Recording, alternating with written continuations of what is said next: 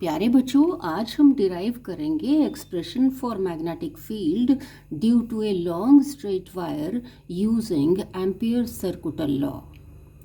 बच्चों, magnetic effects of current 13 video में हमने यही एक्सप्रेशन डिराइव किया था by using Biot Savart's law. Expression आया था magnetic field B is equal to mu naught over 4 pi into 2I over R. R is the distance of point of observation from the wire. इसको ऐसे भी लिख सकते हैं mu naught over 2 pi R into I.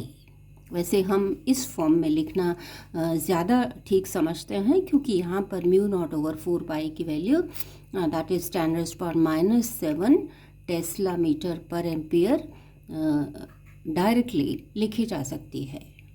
This is magnetic field at a distance R from the wire outside the wire. आज हम यही expression derive करेंगे by using ampere circular law, और आप देखेंगे कि बहुत इजीली हम इस एक्सप्रेशन को डिराइव कर पाएंगे।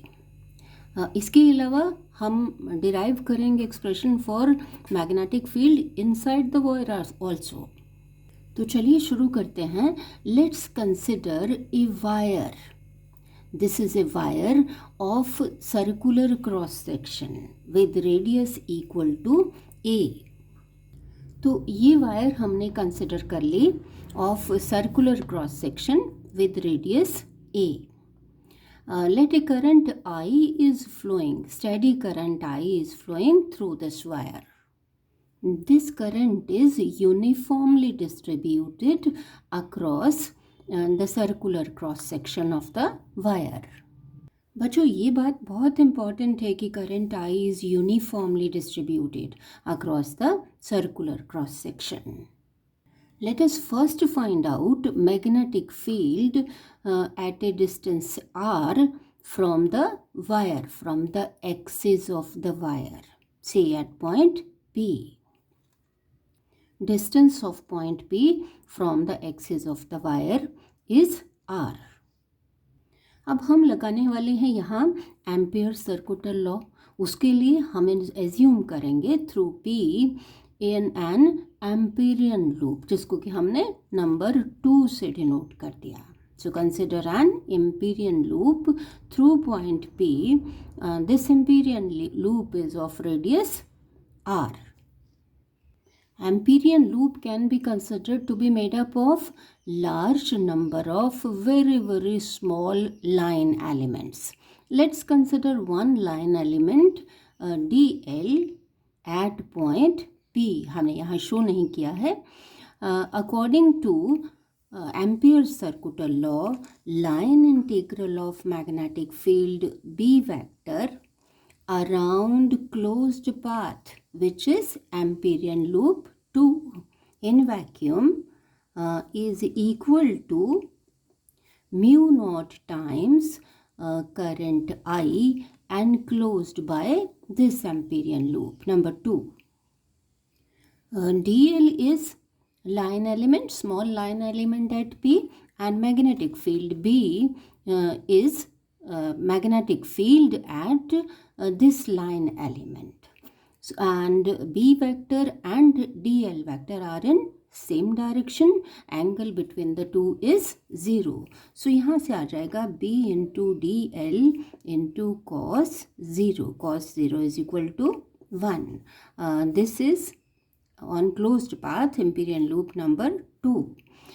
ये आ जाएगा म्यू नॉट इंटू, अब ये जो एम्पीरियन लूप है कितना करंट एनक्लोज कर रही है? Current I. So I is equal to current enclosed is equal to this I, mu naught into I. अब यहाँ से cos 0 1, सो B, क्योंकि यहाँ सिमेट्री से B is constant through out this Amperian loop, क्योंकि कांस्टेंट है B तो integral से बाहर ले सकते हैं। अंदर क्या रह गया? DL. DL का इंटीग्रल कितना होगा? 2 pi, this will be 2 pi into radius of this loop, 2 pi r, total length of the Amperian loop. 2 pi r into b is equal to mu naught into I. यहाँ से b कितना आ जाएगा, b equal to mu naught I over 2 pi R. Same expression आ गया जो हमने यहाँ ऊपर लिखा था, ड्राइव किया था फ्रॉम बायट-सेविट्स लॉ. तो बच्चों आपने देखा कि यूजिंग एम्पियर सर्कुलर लॉ ये एक्सप्रेशन डिराइव करना कितना इजी है. यहाँ से हम देख रहे हैं कि magnetic field is directly proportional to current and is inversely proportional to the distance of the point of observation from the wire. अब अगर करंट यहाँ पर कांस्टेंट ले रहे हैं तो ये क्या हो जाएगा, B is inversely proportional to R. R increase करेगा तो B डिक्रीज करेगा. चलिए अब फाइंड आउट करते हैं magnetic field inside the wire, say at point Q. यहाँ पर भी हम Q में से एम्पीरियन लूप ले लेंगे, ड्रॉ कर लेंगे.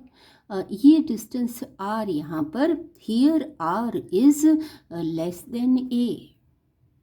जब हमने यहाँ P पर निकाला था मैग्नेटिक फील्ड तो इस केस में R is greater than A. और अब हम फाइंड आउट कर रहे हैं magnetic field B inside the wire, say at point Q. R is less than A here. यहाँ देखिए कि ये जो circular cross section full line हमने ड्रॉ की है, this is with radius A. और ये जो हमने dotted line Amperian loop number 1 draw की है, this is of radius R. चलिए अब हम यहाँ पर भी लगाते हैं ampere circular law. According to ampere circular law, line integral of magnetic field B vector in vacuum around a closed path अब कौन सी है, Amperian loop 1, equal to mu naught times the current enclosed by this Amperian loop. Now I is the current enclosed by Amperian loop 1. इसको solve करके हमारे पास आ जाएगा B into d l into cos 0 1 और B बाहर आ जाएगा तो हमारे पास B इंटू 2 पाई R आ जाएगा. यहाँ पर जो R है, this is the radius of empyrean loop 1. और ये देखिए कि यहाँ पर करंट I जो है, it is not equal to this I, it is less than I. अब क्यों लेस है, देखिए कि ये करंट I जो है, it is distributed over this cross section, pi A square cross section के ऊपर डिस्ट्रीब्यूटेड है ये करंट. और जो करंट एनक्लोज्ड यहाँ पर होगा उसके लिए क्रॉस सेक्शन कितना है, पाई R स्क्वायर. पाई R स्क्वायर के ऊपर जो करंट है वो है I, और इस क्रॉस सेक्शन के ऊपर जो डिस्ट्रीब्यूटेड है वो है करंट I. और हमने अभी कहा कि करंट इज़ यूनिफॉर्मली डिस्ट्रीब्यूटेड, तो क्या होगा कि current is proportional to, directly proportional to area of cross section of the wire. तो हम इसको लिख सकते हैं I over I is equal to pi A square over pi R square.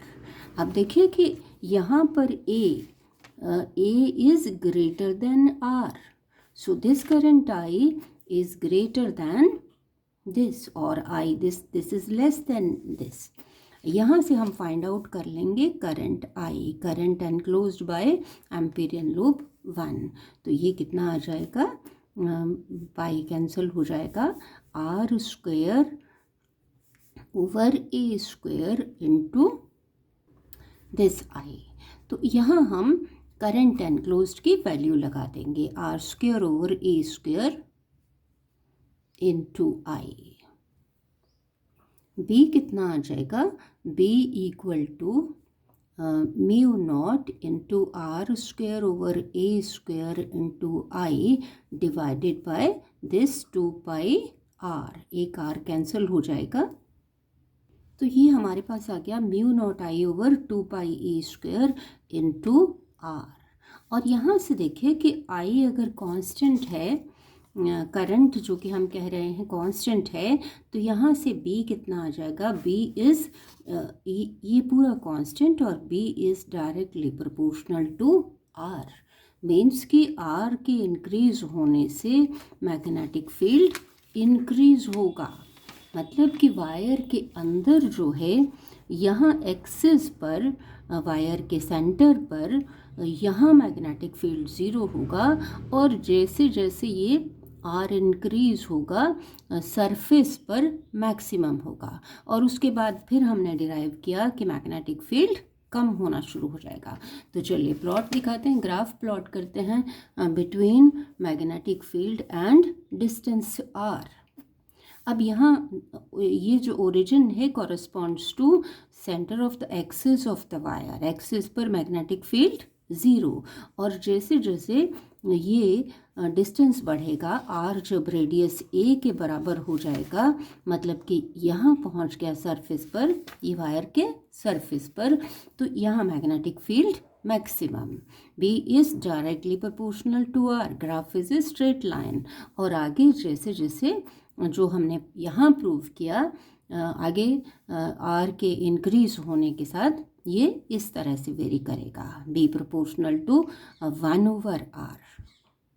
तो बच्चों आपने देखा कि हमने वायर के अंदर और बाहर कितना इजीली एम्पियर सर्कुलर लॉ से बहुत ही इजी ढंग से हमने ये एक्सप्रेशंस डिराइव किए। B is equal to this outside the wire and B is equal to this inside the wire. But I am sure you have followed. Thank you.